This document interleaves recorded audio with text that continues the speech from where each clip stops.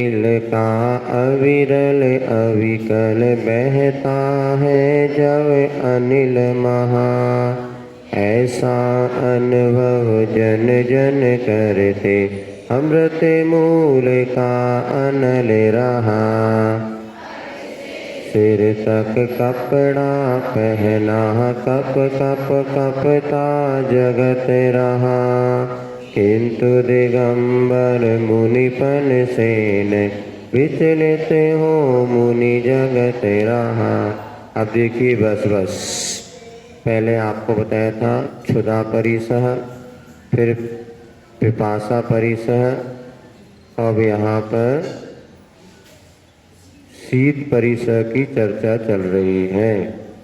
शीत परिसह किसे कहते हैं? ठंड का समय जब ठंड पड़ती है तो शीत शील का, शील माने स्वभाव, ठंडी के स्वभाव वाला, अविरल माने निरंतर, अविकल माने बिना किसी रुकावट के या थकावट के, वह बहता जब है अनिल महा, अनिल माने होता है हवा, ठंडी ठंडी हवा बह रही है और वह बिना रुके बिना किसी प्रकार से रुकावट के या विकलता के, वह जो ठंडी ठंडी हवा जब बहती है उस समय ऐसा अनुभव करते हैं जन की अमृत मूल का अनल रहा। अनल माने होता है अग्नि, जैसे अग्नि उस समय से अमृत के समान सुखदाई लगती है। जहाँ गर्मी हो धूप हो भैया बैठ जाओ, बहुत जोरों की ठंड, जाड़ों पड़ रहा है जाड़ा, और पग से सिर तक कपड़ा पहना, ऊपर से लेके पैर से लेके सिर तक पूरे कपड़े से ढका हुआ है, फिर भी कप कप कपता जगत रहा, उसके बाद भी वो शरीर कांपता है। किंतु इसी समय भी दिगंबर मुनिराज जो होते हैं वो अपने मुनिपन से विचलित नहीं होते, अपितु वे इस विचलित हो मुनि जगत रहा, दिगंबरपन से कहीं विचलित ना होते हुए इस शीत परिसर को वो सहन करते हैं। जब ठंड के समय बिहार होता है तो लोग जो पूरे कपड़े पहने ऐसे देख करके उनको लगता है हाँ वास्तव में ये दिगंबरचर्या है। देखो ठंड में धूप में तो फिर भी बैठ लो, रात में क्या करोगे? तो वो सारे के हम लोग अमरकंटक में थे तो वहाँ पे जो साधु थे, हिंदू साधु, उनको विश्वास ही नहीं होता था कि ऐसे ठंड में भी गुरु महाराज इस तरह से बिना चटाई आदि के रह सकते। एक दिन सुबह 5:30-6 बजे ही सारे के सारे वो जो 3-4 साधु जो थे उनके प्रमुख, वो लोग आए और आतिशी के कमरे के बाहर खड़े हो गए।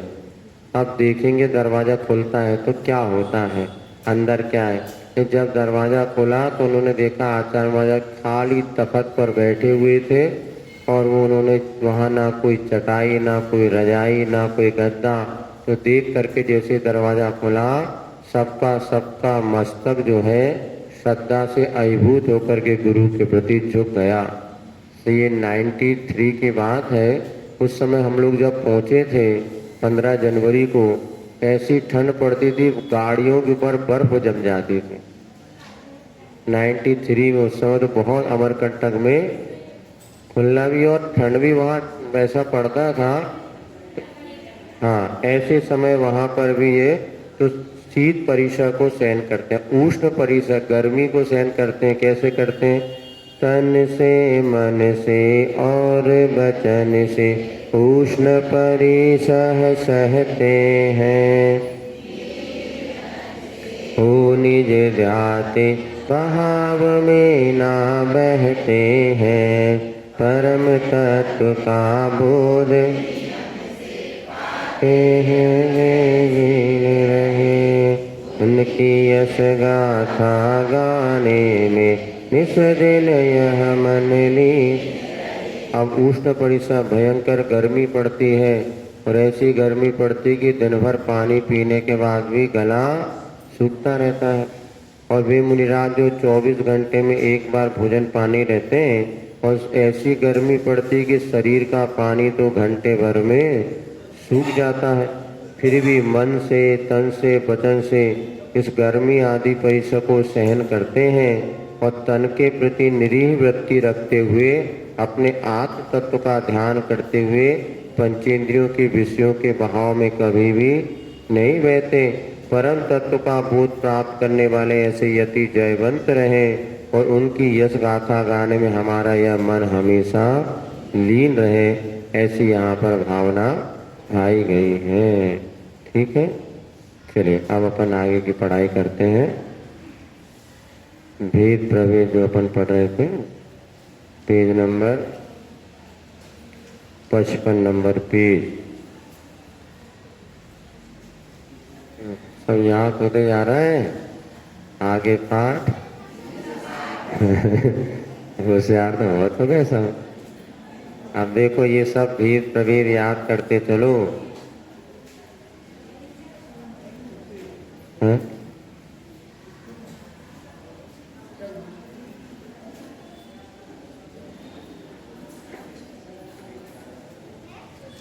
दे देना चाहिए, तब क्या करें, पुस्तक की कमी नहीं है, उपयोग हो रहा तो दे देना। और बैग का हम पता कर लेते हैं, कितने बैग चाहिए, चलो पता करते हैं। पढ़ा था पदार्थ 3 प्रकार के होते हैं, कौन कौन से, हे, उपादेय और गे। ठीक है ना, कौन कौन से 3 प्रकार के, उपादेय माने और हे माने छोड़ने योग और गे माने मात्र जानने। तो 6 द्रव्यों में कितने द्रव्य उपादेय हैं, 6 द्रव्य होते ना, कितने द्रव्य उपादेय हैं, एकमात्र जीव द्रव्य। और कितने द्रव्य हे हैं, एकमात्र पुद्गल द्रव्य। और शेष 4 द्रव्य कैसे हैं, गे हैं, मात जानो, ना उनको ग्रहण करना ना उनको छोड़ना। ठीक, साधु के 3 उपकरण, पिछे कमंडल और शास्त्र। कर्म के 3 भेद होते हैं, कौन कौन से, ज्ञानावरणादि 8 कर्म क्या कहलाते हैं, द्रव्य कर्म। और राग द्वेष आदि और शरीर आदि 9 कर्म। सिद्ध भगवान इन तीनों कर्मों से रहित होते हैं। भोजन के 3 भेद, सात्विक, रासिक और तामसिक। आलू प्याज कौन सा भोजन में आता, तामसिक। और ज़्यादा मिर्च मसाले के पकोड़े वगैरह रासिक। और दाल रोटी सब्जी,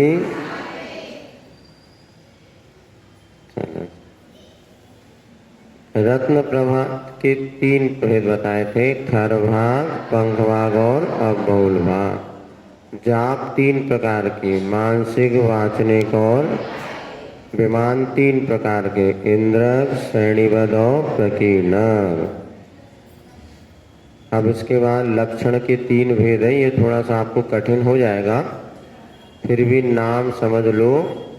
लक्षण माने होता है बहुत सी मिली जुली वस्तु में किसी एक को पृथक करने का जो चिन्ह विशेष होता है उसे कहते हैं लक्षण। पहले समझ तो लो, हाँ देखने सुनो, पहले समझ लो भाई। मिली जुली वस्तु से बहुत सारे यहाँ सभा में आप लोग बैठे हैं। अब हमने कहा चश्मे वाले सब खड़े हो जाओ, तो खड़े नहीं होना, बता रहे हो, तो चश्मा कहेंगे लक्षण हो गया। अब मिली जुली वस्तु में चश्मा वाले, अथवा परीक्षा में अपन रिजल्ट बनाया तो विवाहित और अविवाहित, अब कुछ ने लिखा ही नहीं कि वो पति का नाम ही नहीं लिखा, अब क्या जाने वो बेटी है कि अब यही समझ इसने पति का नाम ही लिखा, वो पत्नी होना चाहिए, कोई पत्नी हो सकती हो पति का नाम ना लिखे। बच्चे तो पिता का नाम जरूर लिख देते कि तुम पत्नी शर्म के मारे ना लिख रही हो, भगवान जाने। लिखा है पेपर में नाम महिला का, क्या पति का नाम ही नहीं, पता नहीं। चलो कोई बात नहीं। तो जिससे पहचान हो, तो बहुत सारे द्रव्यों में मिल गए तो उनकी, जैसे चश्मा वाला हो गया या विवाहित हो गए, ये पहचान हो जाती है। तो बहुत सारी वस्तु जैसे आम, जाम, केला, अंगूर सब मिल गए एक टोकरी में, और उन्होंने कहा केला ले आओ, तो केला के जो लंबा लंबा होता है वो केला, और यहाँ पर आम कौन हो गए, संतरा जो गोल है वो संतरा, ये लक्षण कहलाता है। ऐसे बहुत सारी मिली वस्तुओं में, तो लक्षण में 3 प्रकार के दोष होते हैं, अव्याप्ति, अतिव्याप्ति और असंभव। कैसे कहते हैं? सुन लिख लो, समझ लिखा तो है, अभी परिभाषा नहीं लिखना। लक्षण की परिभाषा लिखना है क्या?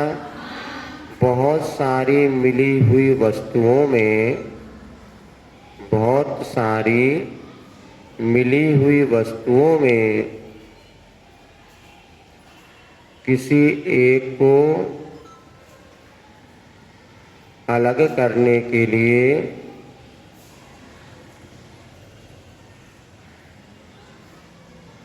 जो चिन्ह पहचान, जो चिन्ह अथवा पहचान निर्धारित किया जाता है उसे लक्षण कहते हैं। चिन्ह अथवा पहचान निर्धारित की जाती उसे लक्षण कहते हैं। लक्षण जैसे फलों की टोकरी में हरे रंग का गोल गोल जो होता है वो क्या कहलाता है? मौसम्बी।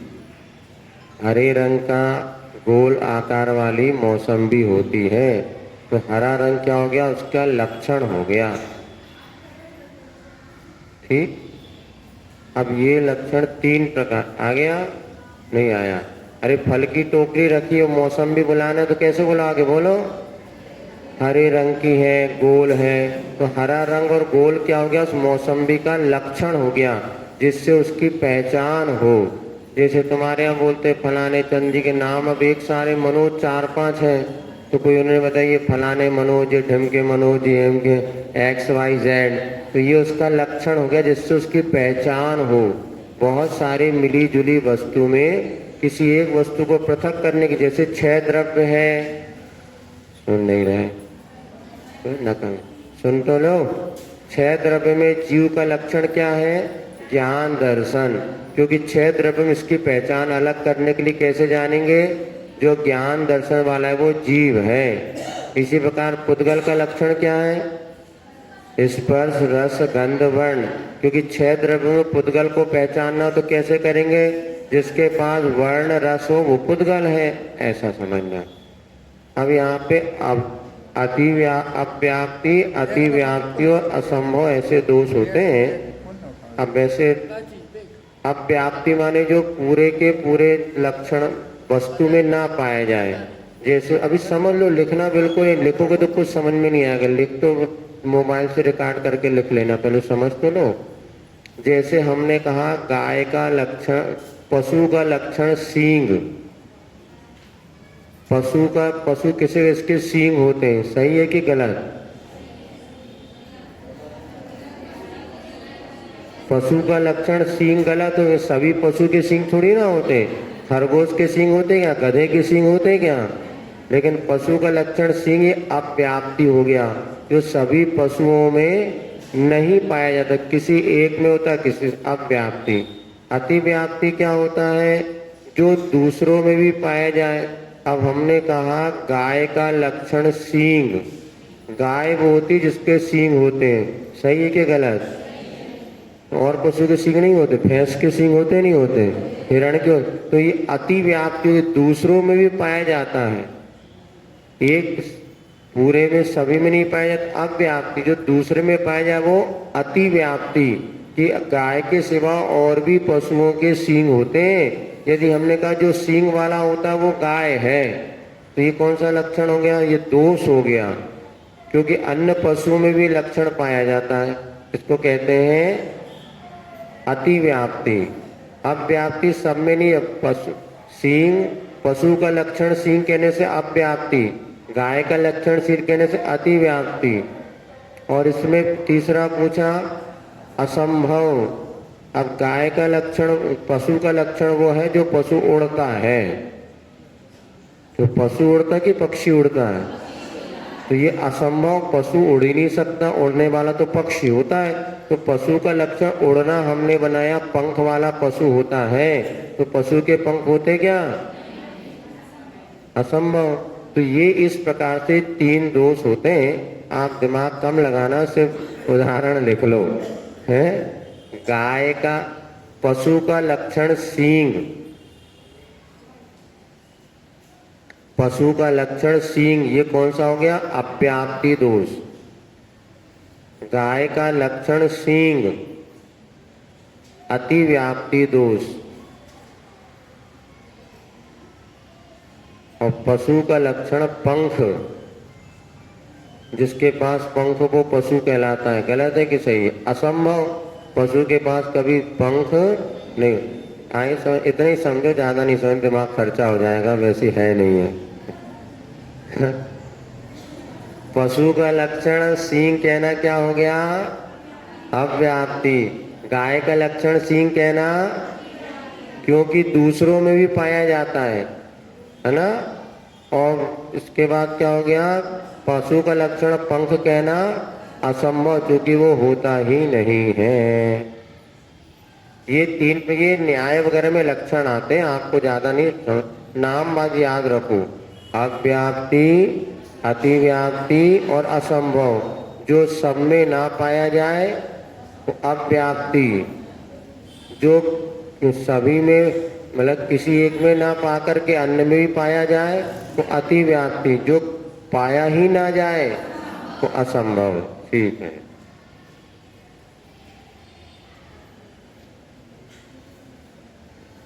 जैसे दो महिलाएं मौन बैठी हैं, ये कौन सा लक्षण है?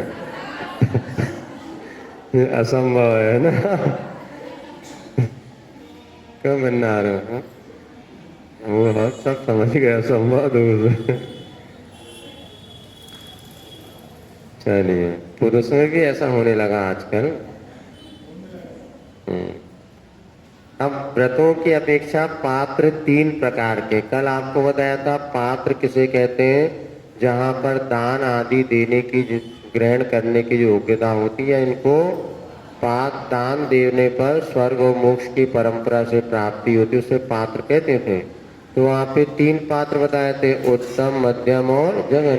अब यहाँ पर जो सुपात्र है ना, व्रतों की अपेक्षा जो पात्र, उनके भी तीन भेद होते हैं, सुपात्र, कुपात्र और अपात्र। पहले समझ लो, अब है समझ लो। क्या लिख रहे हैं बेटा? समझ ले बनना, सब किताब में लिखा है, दिमाग तो लगाओ थोड़ा सा। सुपात्र, कुपात्र और अपात्र, इसको समझना है। सुपात्र उसे कहते हैं जिसका व्रत भी हो और सम्यक दर्शन भी हो। दो चीज याद रखो, व्रत और सम्यक दर्शन। तो 5 पापों का त्याग करने को क्या कहते हैं? व्रत। और देवसाल को श्रद्धा कहते हैं सम्यक दर्शन। जिसके पास व्रत भी हो और सम्यक दर्शन, उसे कहते हैं सुपात्र। ठीक। जिसके पास व्रत तो है किंतु सम्यक दर्शन नहीं है, उसे कहते हैं कुपात्र। व्रत तो है, सम्यक दर्शन नहीं है, इसको कहते हैं कुपात्र। तीसरा बोधा, इसका व्रत भी नहीं है और सम्यक दर्शन भी नहीं है, उसे कहते हैं अपात्र। आगे समझ में? जिसके पास व्रत और सम्यक दर्शन दोनों है, वो क्या कहलाता है? सुपात्र। जिसके पास व्रत है किंतु सम्यक दर्शन नहीं, उसे क्या कहते हैं? जिसके पास व्रत और सम्यक दर्शन दोनों नहीं है, उसको कहते हैं अपात्र। सबको समझ में आ गई? अब तो पक्का 5 में से 5 नंबर है। अब देखो इसमें क्या होगा, एक मुनि महाराज है जो व्रती भी और सम्यक दृष्टि भी है, तो वो कहलाते सुपात्र। अब मान ले बाहर से तो मुनि महाराज है किंतु भीतर से सम्यक दर्शन नहीं है, ऐसा भी हो सकता है, उन्हें कहते हैं कुपात्र। लेकिन हमारे ज्ञान का विषय नहीं बनता, ज्यादा दिमाग नहीं लगाना, हमें तो मुनि मुद्रा और आरंभ परिग्रह से रहित देखना है। और तीसरे वो होते जो व्रत भी नहीं है और सम्यक दर्शन भी नहीं है, जो भीख वगैरह मांगते हैं कई लोग, ना व्रत भी नहीं है, सब वो अपात्र कहलाते हैं। आपसे पैसा ले लेंगे, शाम को जाके पौवा लगा लेंगे, तो उनके पास ना व्रत है ना सम्यक दर्शन है। उसके पास व्रत सम्यक दर्शन है किंतु व्रत नहीं है, तो कौन सा? जगन पात्र आएगा। कल बताया था आपको। आ गया वो प्रश्न, पढ़ लेने दे बेटा।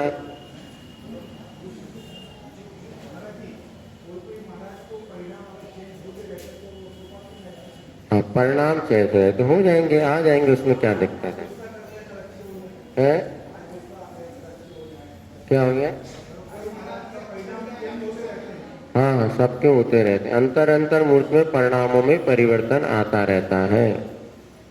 चलिए इसके बाद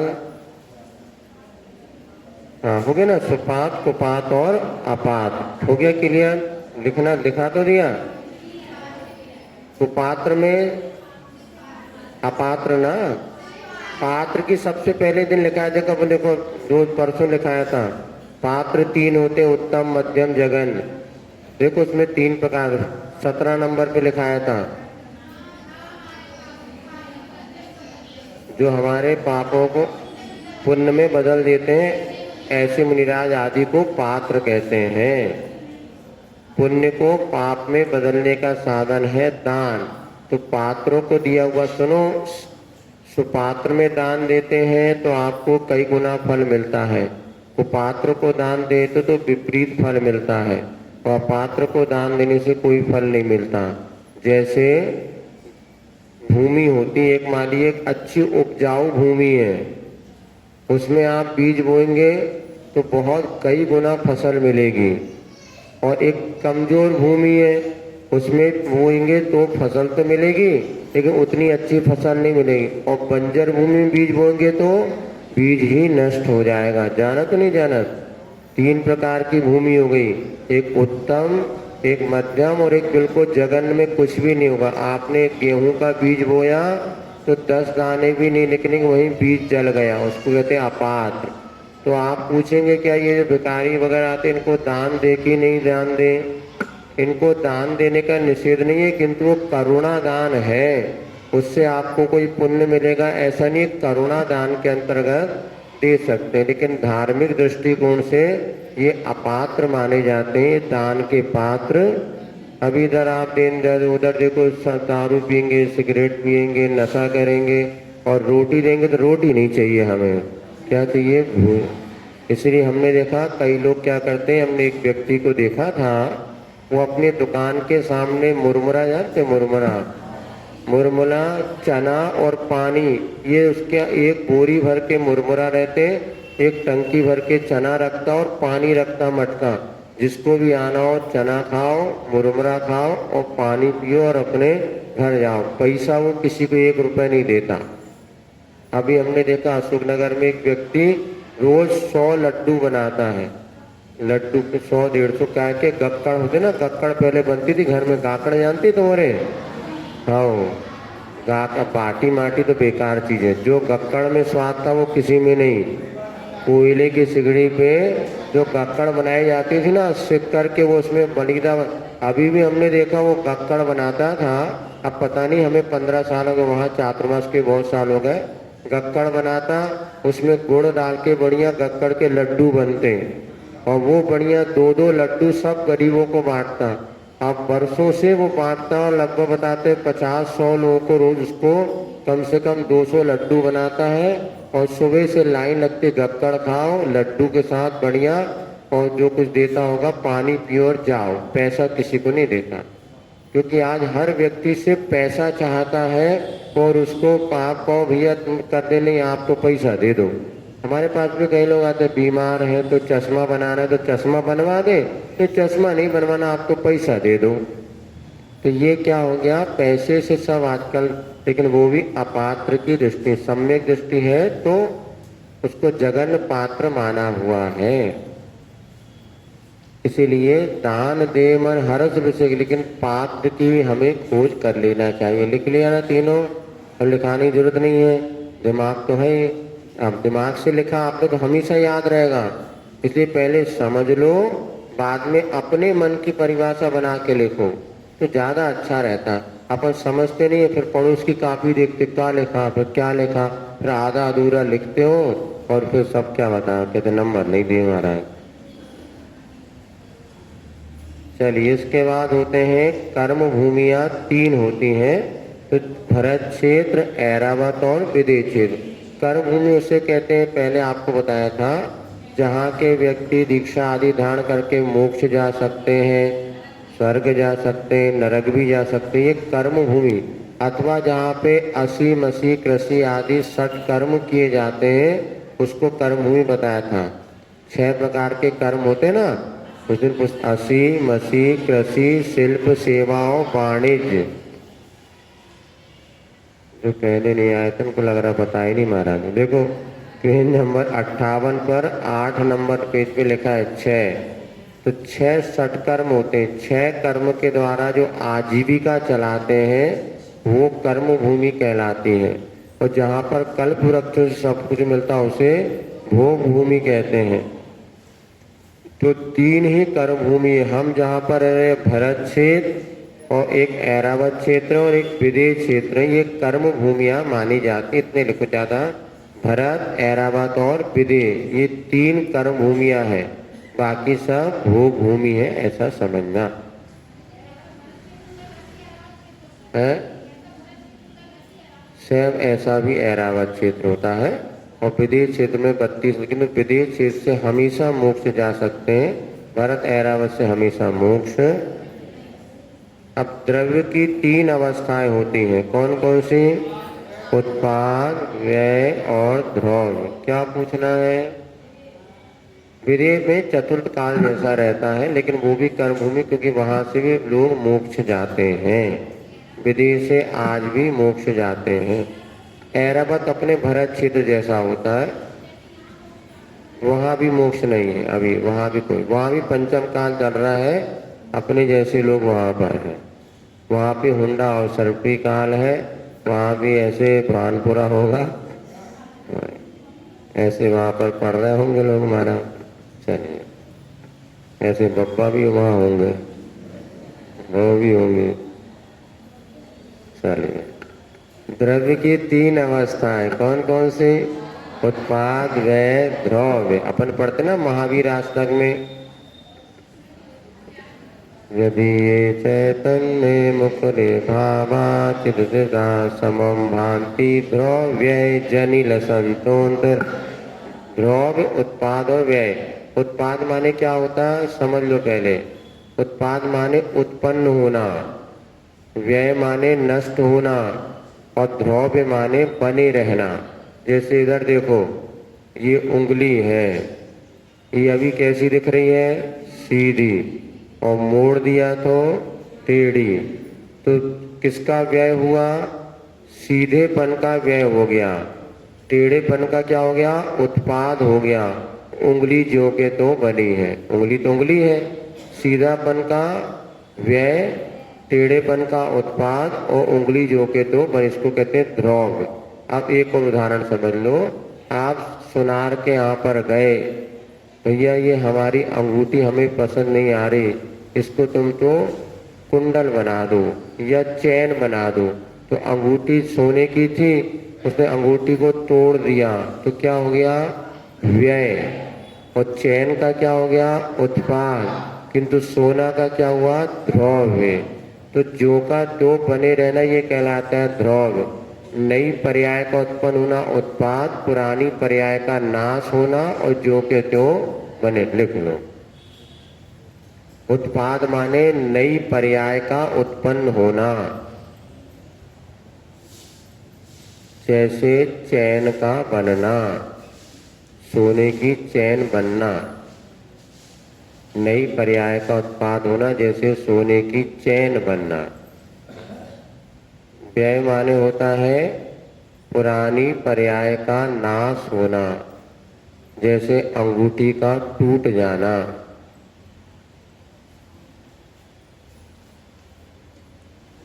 और द्रव्य माने होता है वस्तु का ज्यों का त्यों बने रहना। जैसे सोना अंगूठी में भी है और चैन में भी है।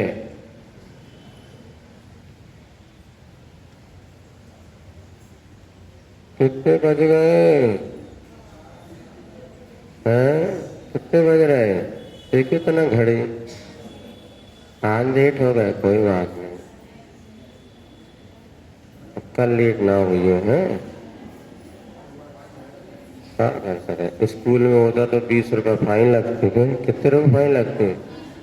20 रुपए स्कूल, सुनो स्कूल में 20 रुपया फाइन लगती। चलो कोई बात नहीं। द्रव्य माने सोने का बना रहना, अंगूठी और चैन में दोनों में सोना है तो द्रव्य बना है। सोना हो गया द्रव्य, अंगूठी चैन हो गई उत्पाद और व्यय। इसको कहते हैं पर्याय में उत्पाद व्यय होता है, द्रव्य जो का तो बने रहता है। जैसे आप अभी जीव हैं कि मनुष्य हैं? जीव हो कि मनुष्य हो? हाँ, मैं जीव द्रव्य हूँ और मनुष्य क्या है? पर्याय है। अब मनुष्य पर्याय है, मरने के बाद कौन सी पर्याय मिलेगी? मोक्ष को नहीं मिल रहा। अरे बेटा, मरने के बाद देव बनेंगे स्वर्गवासी। हाँ, तो देव पर्याय का उत्पाद, मनुष्य पर्याय का व्यय और जीव का, मनुष्य भी जीव और देव भी जीव, इसको कहते हैं द्रव्यपना। आत्म ध्यान के 3 योग होते हैं, आतापन, अभ्रावकाश और वृक्ष मूल। 3 हो गए आत्म ध्यान के 3 योग। कौन कौन से? आप बोलो। आतापन, अभ्रावकाश और वृक्ष मूल। आतापन क्या होता है? गर्मी। सुनो पहले, गर्मी के दिनों में पहाड़ों पे सूर्य के सम्मुख मुख करके खड़े रहना।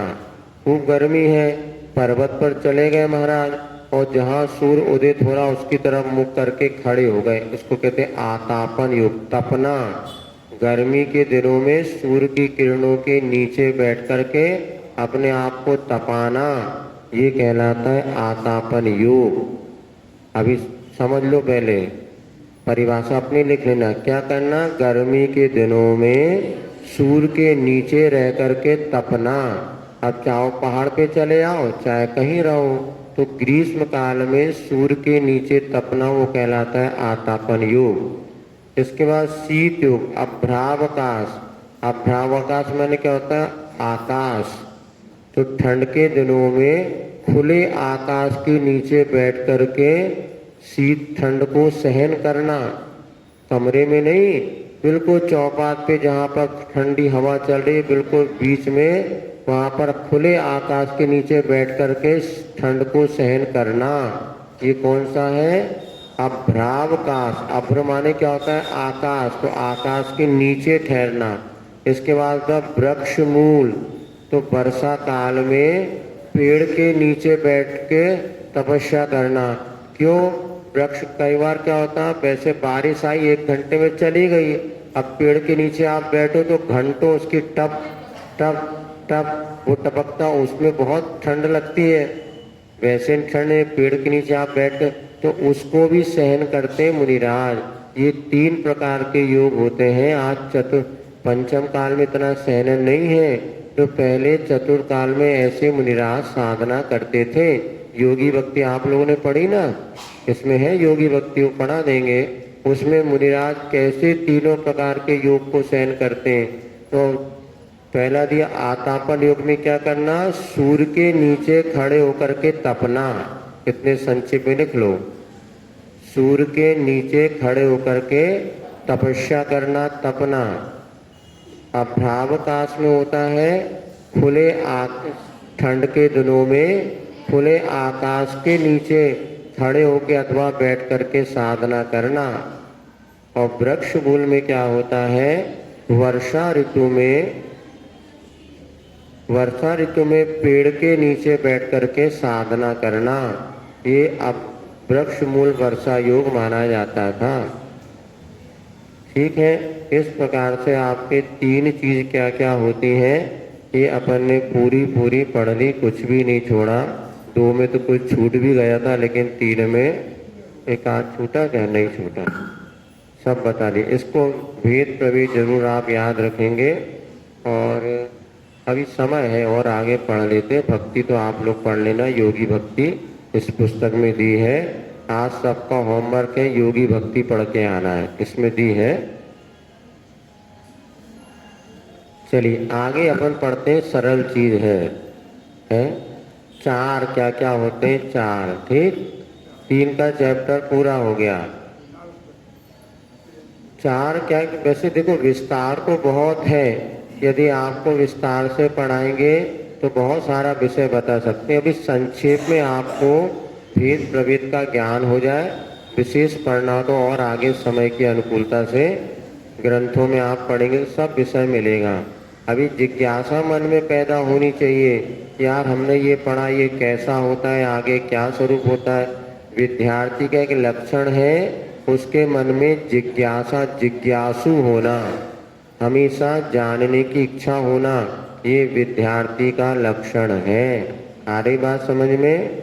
चलिए, अब गतियां कितनी होती हैं सबको पता है? पहले कौन सी गति? हाँ, इस क्रम से पढ़ना, पहली नरक गति, दूसरी त्रियंज गति और देव गति। ये 4 गतियां सबको पता है। तो गति किसे कहते हैं?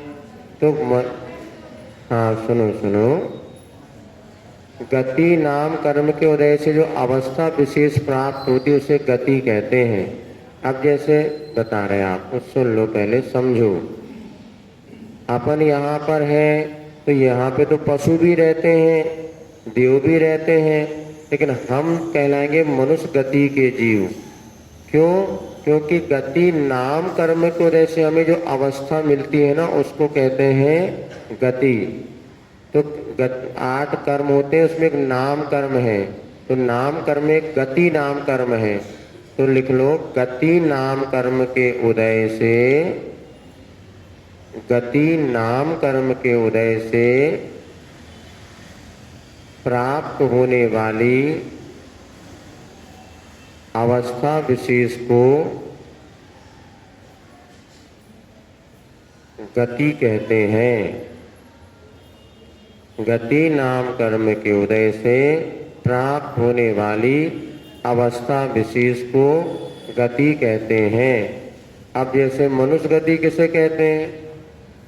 अब इसमें सिर्फ गति में जोड़ना, मनुष्य गति लिखना नहीं, आप समझ जाएंगे। मनुष्य गति नाम कर्म को उदय से जो हमें ये मनुष्य की पर्याय मिली ये कहलाएगा मनुष्य गति। त्रियंज गति नाम कर्म किसको मिलेगा? वो त्रियंज गति। देव गति नाम कर्म को उदय से देव गति, और नरक गति नाम कर्म को उदय से, तो जिस जिस कर्म को उदय से हमें जो अवस्था मिलती है उसे गति नाम कर्म कहते हैं। गतियां 4 होती हैं, ठीक है ना।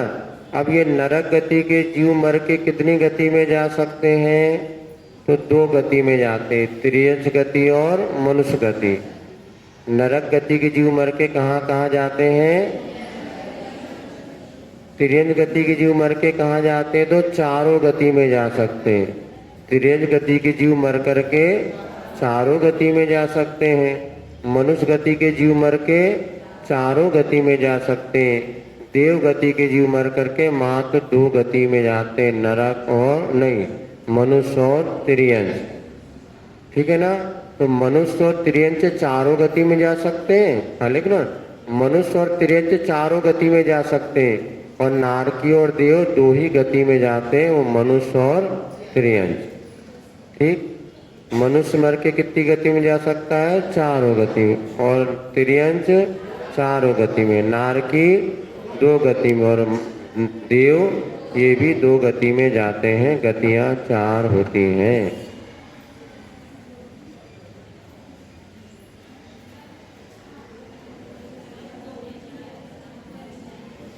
अब इन गतियों में क्या क्या होता है, कैसा सुख दुख होता है, ये सब बताना है क्या? 2 गति में, त्रियंच और मनुष्य है, हाँ। और देव और नारकी 2 गति में जाते हैं, मनुष्य में जाएंगे या त्रियंच जाएंगे। देव मर के देव नहीं होगा, देव मर के नारकी नहीं होगा, नारकी मर के नारकी नहीं होगा, नारकी मर के देव गति में नहीं जाएगा। उनको मनुष्य और त्रियंच में आकर के ही जन्म लेना पड़ेगा।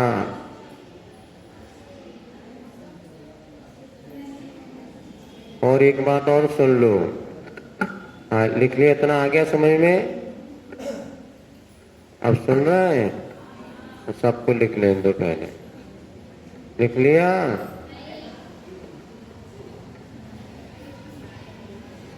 कम पढ़े लिखे लोग, पढ़े कम लिखे ज्यादा। हो गया भैया? अब सुनो एक काम की बात। मनुष्य मर करके जो सम्यक दृष्टि होता है ना, वो कभी मर के मनुष्य से मनुष्य नहीं बनता। आप सोचते अगला जन्म हमें मनुष्य का मिले कि देव का मिले? हाँ, जो मनुष्य से मनुष्य बनेगा ना वो मिथ्या दृष्टि बनता है। सम्यक दृष्टि मर के एक ही गति में जाता है, वैमानिक देवों में। कल प्रश्न पूछा था कि सम्यक दृष्टि मर के कहाँ कहाँ जन्म नहीं लेता, पूछा था ना कहाँ? तो कहाँ नहीं जन्म लेता? तो प्रथम नरक बिन सठो। अच्छा आज तो कहीं नहीं, आज तो दूसरी, आज ही है, कल हाँ नहीं कल होता है, आज नहीं है ना। 6 डाला में पंक्ति दी है, प्रथम नरक बिन सटवु ज्योतिष पान भवन संड नारी थावर विकल त्रय पशु में नहीं उपजत सम्यक धार। 6 डाला की पहली डाल के अंत की 3 पंक्तियों में, मतलब सेकंड लास्ट में लिखा है सम्यक दृष्टि मर के कहाँ कहाँ पर जन्म नहीं लेता। तो सम्यक दृष्टि जैसे मनुष्य है तो मर के कभी वो मनुष्य नहीं बनेगा। मनुष्य से मनुष्य कौन बनता है? मिथ्या दृष्टि। इसलिए कभी ये नहीं सोचना भगवान अगले जन्म में हम मनुष्य बने, लेकिन देव बनेंगे उसके बाद मनुष्य। यदि आप सम्यक दृष्टि है, आपको देव सात गुरु पर श्रद्धान है, आत्मा और शरीर भिन्न भिन्न समझते हैं, तो मर के निश्चित कहाँ जाएंगे आप? देव ही बन, वहां से आके हम मनुष्य बन सकते हैं। किंतु मनुष्य से मनुष्य कौन बनता है? मिथ्या दृष्टि बनता है? तो भी मिथ्या दृष्टि बन के जाएंगे। हाँ वो बात की आप भी बता रहे, यदि मिले तो मिले, इस जन अगला नहीं मिले, जब कभी मिले तो भी नहीं जाएगा। देव जा सकता है। विषय समझो आप, मनुष्य से मनुष्य कोई सम्यक दृष्टि है तो लिख लो, सम्यक दृष्टि मनुष्य मर करके कभी मनुष्य नहीं बनता, मात्र वैमानिक देवों में जन्म लेता है। सम्यक दृष्टि मनुष्य मर करके कभी मनुष्य नहीं बनता, वह मात्र वैमानिक देवों में जन्म लेता है। अब देखो कुछ लोग ऐसा कहते हैं, हाँ लिख लिया? कुछ लोग ऐसा कहते हैं कि दान का फल भोग भूमि है, दान देने वाला भोग भूमि में मर के भोग भूमि जाता है, ऐसा प्राय लोग कहते हैं। सुन रहे सब लोग? दान देने से क्या मिलेगा? भोग भूमि, ऐसा लोग कहते हैं। लेकिन ऐसा नहीं, मिथ्या दृष्टि दान देगा तो भोग भूमि में जाएगा, और सम्यक दृष्टि दान देगा तो वैमानिक देवों में जाएगा। मिथ्या दृष्टि अगर दान देता है तो कहाँ जाएगा? भोग भूमि में मनुष्य बनेगा, और सम्यक दृष्टि अगर दान देगा तो वैमानिक देवों में जाएगा, वहाँ विशेष पुण्यशाली पुरुष वो बनेगा। विशेष ये एक ऐसी धारणा बनी है, जिससे पूछो तो भैया दान का फल क्या है? भोग भूमि मिलेगी। और कुछ जो एकांत पक्षी स्वाध्याय वो भी कहते कि दान से भोग भूमि मिलती है, तो हमें भोग भूमि नहीं चाहिए, हमें तो मोक्ष जाना है, तो दान वर्ण क्या करें। कंजूस लोग भी ऐसा कहते हैं, लेकिन ऐसा नहीं। आगम ये कहता है मिथ्या दृष्टि अगर दान देता है तो कहाँ जाएगा? भोग भूमि मनुष्य बनेगा, और सम्यक दृष्टि दान देगा तो स्वर्ग में जाएगा। ठीक,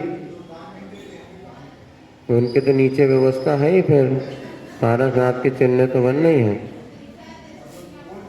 अभी आपको बताया था, जो वीतरागी देवसात गुरु को नाम सरागी देवसात गुरु को मानता है, जो आत्मा और शरीर को एक मानता है, जिसके तत्व के प्रति श्रद्धा नहीं है, उसे मिथ्या दृष्टि कहते हैं।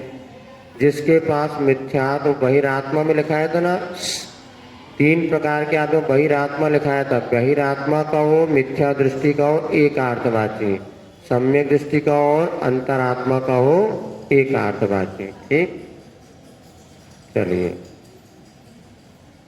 अभी यहाँ पर बच्चों की भैया जी पाठशाला लगा रहे हैं, शास्त्री जी।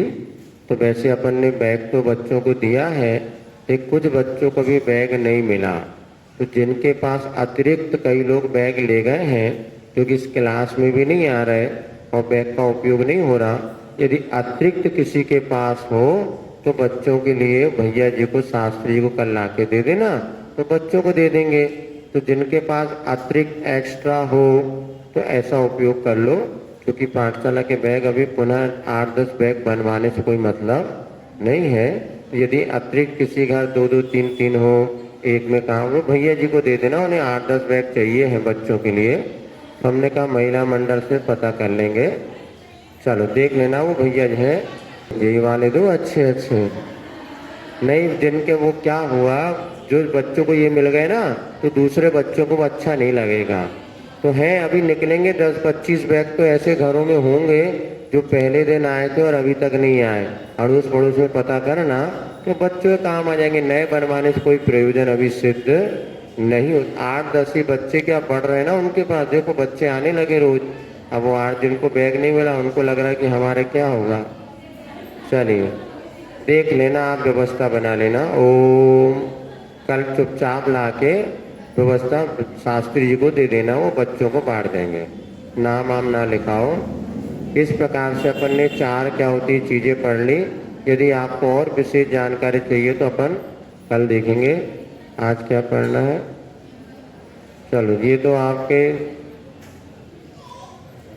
वीतराग स्तोत्र पढ़ लिया था। गोमटेश स्तुति आज पढ़ते हैं, पहले तो पढ़ा है, रिवाइज हो जाएगा। पेज नंबर 1 पर गोमटेश स्तुति। विसत्यकनुयारं सुलोयनं चन्द्रसमानतुण्डं गुणाजियं चम्पकोपसोऽहम्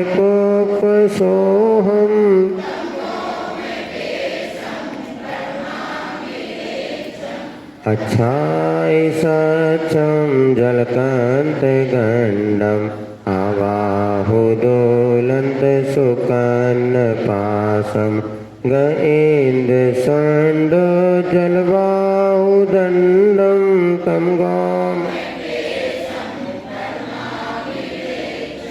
सुकंठ सोहाजिदेव संकम हिमालयोद्दां विशालकन्दं निजायलसोत्थुमज्जं तं गोमटेशं प्रणमामि नीचं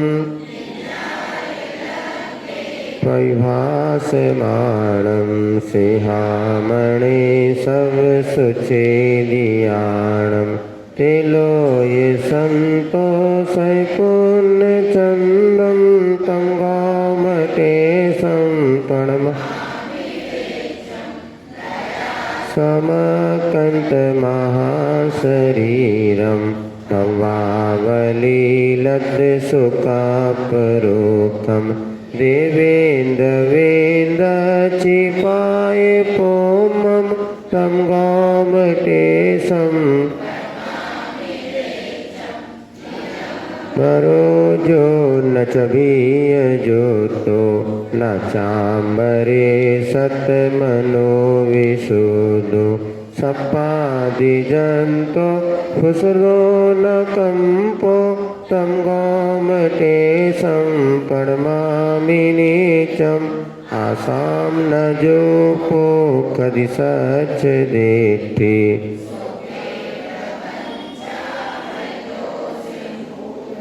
वीराय भावं भरे विसल्लं तं गोमटेशं प्रणमामि नीचं तं गोमोत्तं धनधाम भज्यं सुसाम्यजोतं मयमोहार्यं वसेयपञ्जन्मुवासजोतं तं गोमटेशं प्रणमामि नीचं तं गोमतेशं प्रणमामि नित्यं तं गोमतेशं।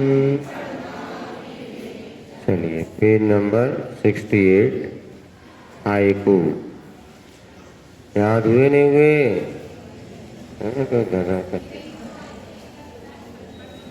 तेरी दो आंखें सतर्क हो जा। एक दूसरा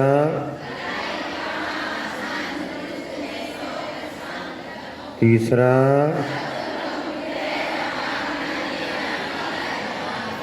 चौथा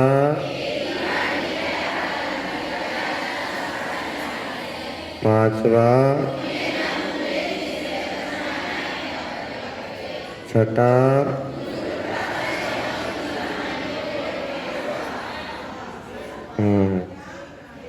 सातवां